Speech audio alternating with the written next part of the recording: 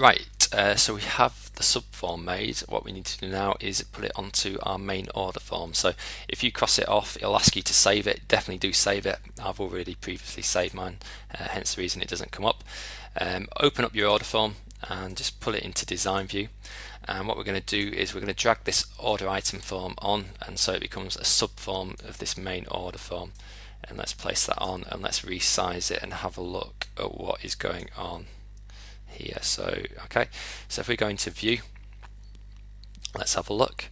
Well, on order number 1, it seems to have picked up that there were 2 items. We've got the cuddly toy and the space op. I could probably do with just resizing that description box a little bit, having seen that, but I'm going to leave that for now. So let's just check that against our order item database. Well, on order number 1, there are indeed 2 items, so that appears to be working fine. We just need to improve the actual layout of this. For one thing, we've got this repeating itself every row, which we don't want, the labels. We've also got this label that we don't need as well. So let's see if we can change this around a little bit. Okay, so the first thing I'm going to do is get rid of this label.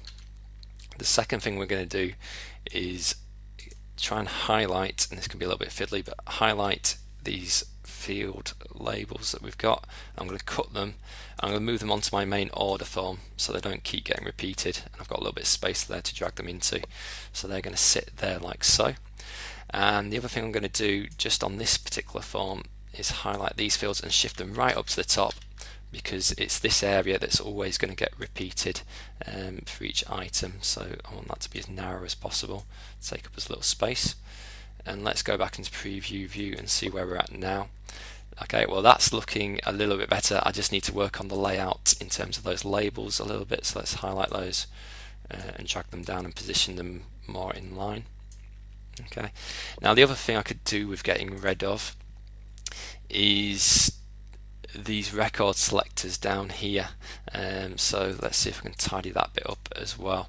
I'm just going to shift these labels across a little bit more to the right. Ooh, I've got everything highlighted, I don't know.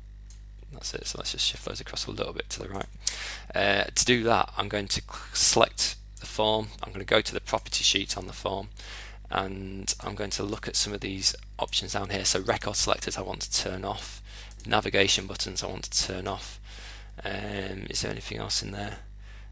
Scrolling bars, I only want to have a vertical scrolling bar. Let's preview that. Oh, and the control box as well, actually, we don't need. So let's preview that.